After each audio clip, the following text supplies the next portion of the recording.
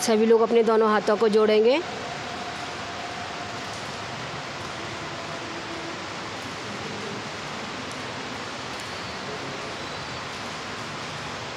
ओम नमः सिद्धेभ्यः।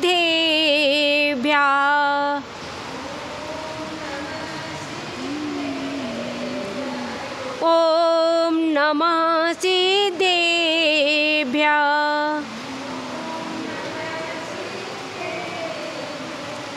ओम नमः सिद्धेभ्यः।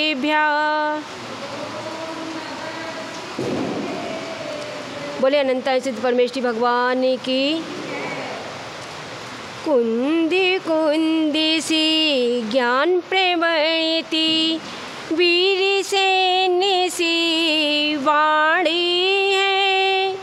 समंत्री भद्र सी तार्किक शक्ति जिनमें अजब निराली है।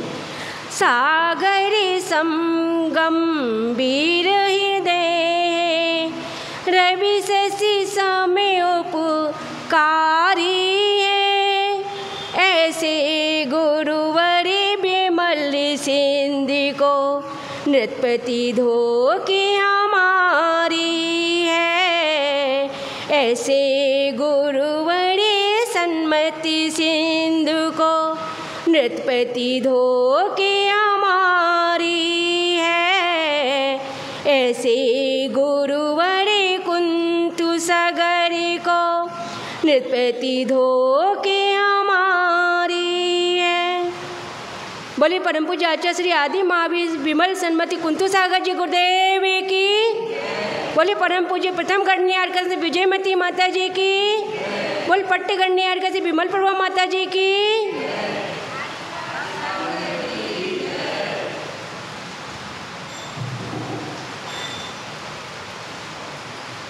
धर्म प्रेम बंधुओं, आज की जो सभा है आप लोगों को विदित होगा।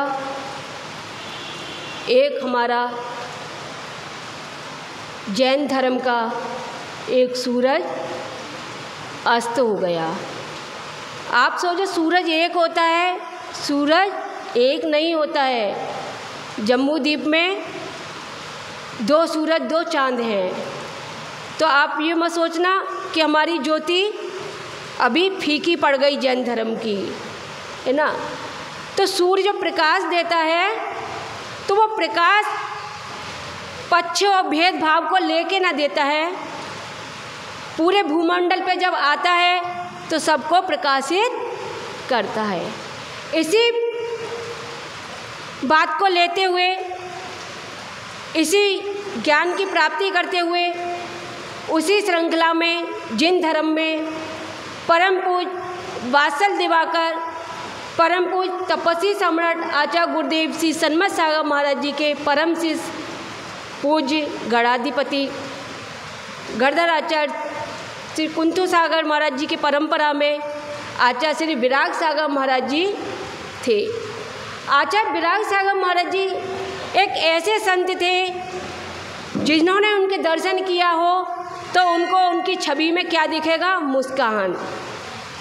जब भी कोई अभी उनको ध्यान कर रहा होगा कि आचार्य विराग सागर महाराज जी की समाधि हो गई तो उनकी जो छवि वो दिख रही है तो वो एक मुस्कुरान वाली। उनके संघर्षों में भी उन्होंने क्या किया? उपसर्गों को जीतते हुए अपनी छवि को वो कामयाब रखा।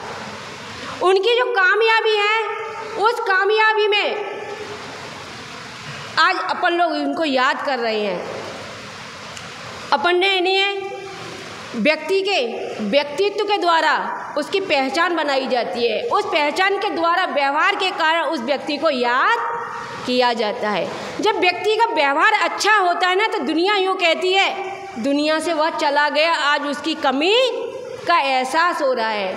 तो वह एहसास हमारी गुरु परंपरा आचार्य आदि सागर अंकलीकर की परंपरा में जो है, उनके जाने से वो हमको थोड़ा क्या बहुत ही एक है नहीं धर्म के मार्ग से जो धर्म को प्रभावित करने वाले सूर, जो वास्तव में छोटे छोटे बच्चों को संस्कार देने वाले, वह आज अस्त हो गए। परम पूज्य आचार्य श्री विराग सागर महाराज जी का जब चातुर्मास हुआ था कुंजवन में, मैंने प्रथम दर्शन किए थे और प्रथम दर्शन में पता नहीं चला कि वह अपन को पहली बार दर्शन किया है। और हमको उनके दर्शन के बाद सम्यक शिखर में जो दर्शन हुआ तो वह भी एक याददाश्त है। आचार्य गुरुदेव विमल सागर महाराज जी का जब 25वीं रजत समाधि दिवस मनाया जा रहा था तो वहाँ पर उनका संघ भी आया हुआ था। तो संघ छोटा नहीं था, सभी परंपरा के, सभी स्थान के उनके संग में शिष्य थे। तो वो शिष्यों में भी जो वात्सल था, जो अपनापन था, तो वह भी ऐसा पता नहीं चलता था कि ये अपने गुरु के ही यानी एक शाखा हैं और ये नहीं है, तो अपन को नहीं है, ऐसा अनुभव नहीं हुआ कि हम अपने गुरु से दूर हैं। तो इस तरह की जो वात्सल भावना हमको मिली वो हम शायद भुला नहीं पा रहे। जब मैं एक दिन पहाड़ पे से उतर के आ रही थी तो आचार्य विराग सागर महाराज जी का संग, नीचे मंदिर था, वहाँ पे शिलान्यास चल रहा था। उन्होंने जैसे ही मेरे को देखा कि मैं पहाड़ पे से उतर के 10 बजे आई हूँ, तो वो बोले अपने माताजियों से, अरे देखो माताजी, ये माताजी शिलान्यास में क्यों नहीं थी? तो माताजी ने मेरे को पूछा क्या आप प्रोग्राम में क्यों नहीं आए, अपन तो अपने गुरु भाई हैं।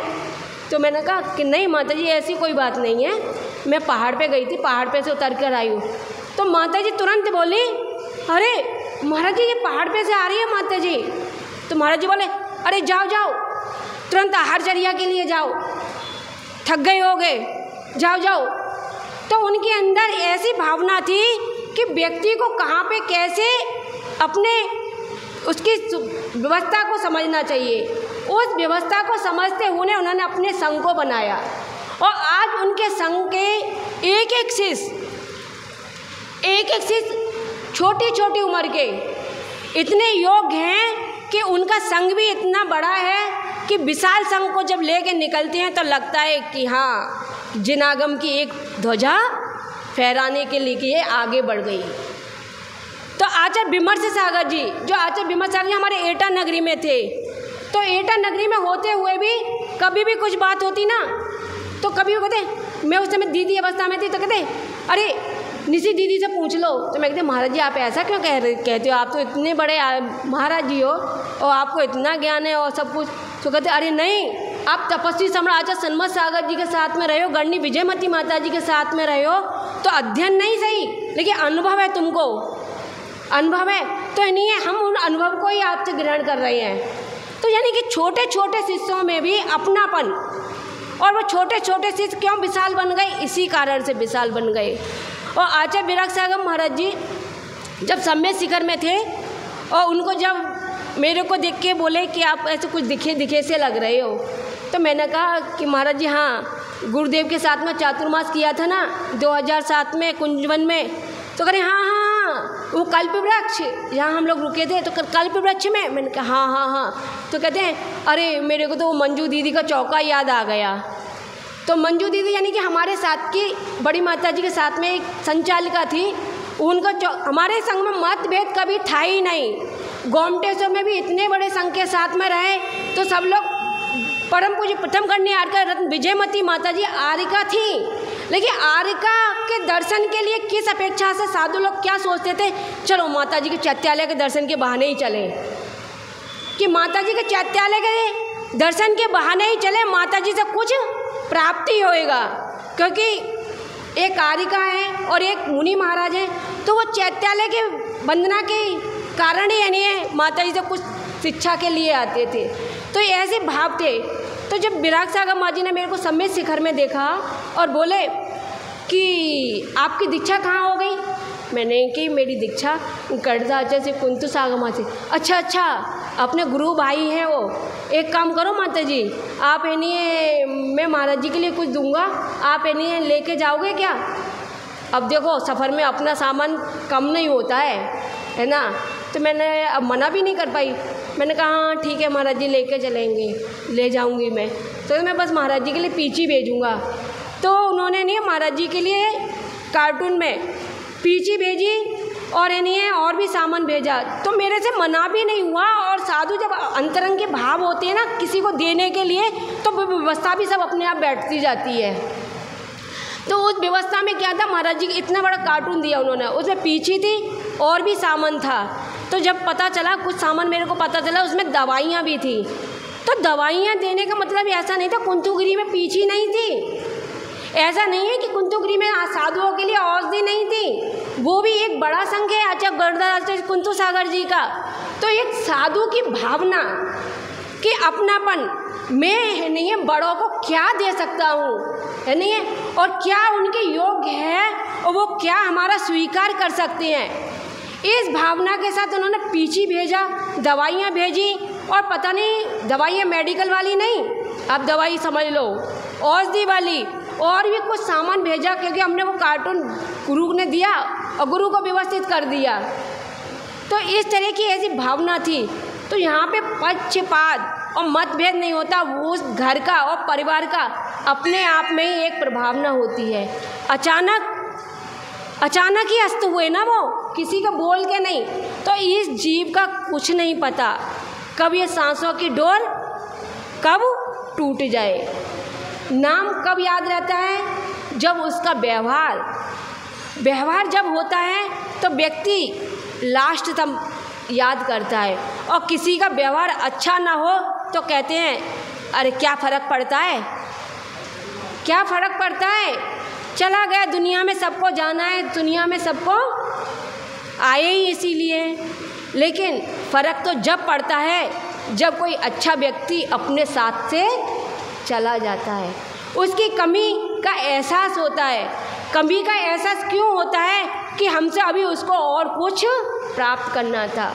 जब परम पूज्य आचार्य विमल सागर महाराज जी का 25वां रजत दिवस मनाया जा रहा था सम्मेद शिखर में, और पहाड़ पे जो पंचामृत अभिषेक की व्यवस्था थी, हर टॉक पर एक व्यवस्था थी कि पंचामृत अभिषेक की, वह भूतों न भविष्यति, ऐसा अभिषेक कभी भी सम्मेद शिखर के पहाड़ पर नहीं हो सकता। तो उस समय परम पूज्य आचार्य श्री विराग सागर महाराज जी का संघ था और उन्होंने इतनी अच्छी व्यवस्था बनाई थी, हर टॉक पे एक एक साधु को व्यवस्थित बैठाला और उस व्यवस्था में यूँ बोला अपने साधु को, अपन को ऐसा है, मंत्र आते हो या नहीं आते हो पंचामृत के, अपन को कोई भी साधु मिले आप उससे नहीं, उस परंपरा के अनुसार उसको विधि विधान से कराना। तो मैं पहाड़ की वंदना करते हुए अजितनाथ की टॉक पर आ रही थी, तो मेरे को ये था कि पहाड़ पे तो क्या तो वंदना करो, नीचे चलो। तो वो माता जी मेरे को बोली, माता जी आपको रुकना पड़ेगा। मैंने कहा क्यों?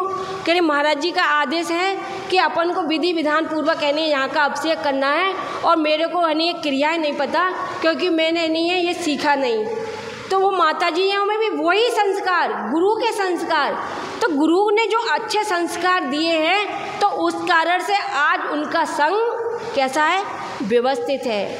गुरु के जाने का दुख होता है, चाहे कितना भी बड़ा हो, कितना भी समझदार हो, तो वह गुरु क्यों याद आते हैं? क्योंकि उनके उपकार हमको याद आते हैं। तो इसलिए अपन का स्मरण उनके लिए वंदनीय और पूजनीय है, और गुरु को याद बनाए रखेंगे तभी हमारा उद्धार है। तो ऐसे आचार्य श्री विराग सागर महाराज जी को स्मृति करते हुए और याद करते हुए प्रत्यक्ष जो दर्शन किए, मैं भी उनके चरणों में त्रिकाल भक्तिपूर्वक और वंदना करती हूँ और समाधि भावना को धारण करते हुए यही सोचती हूँ, हे प्रभु, हे गुरु, हमको यही भावना देना, ऐसे ही हमारा संबल बनाए रखना, हम किसी वाद विवाद में ना पड़ के, और अपनी गुरु परंपरा है और गुरुओं ने जो हमको अच्छे संस्कार दिए हैं उस संस्कार के द्वारा हमारी समाधि मरण हो और हमें संतों का समागम मिले और हमको गाफिल ना होने पाऊँ। आप लोग बोलते हैं, और तेरी छत्र छाया भगवान मेरे सर पर हो। तो इसी भावना के साथ में बोलिए परम पूज्य आचार्य श्री विमल सागर जी गुरुदेव की, बोल तपस्वी सम्राट आचार्य गुरुदेव सन्मत सागर जी गुरुदेव की।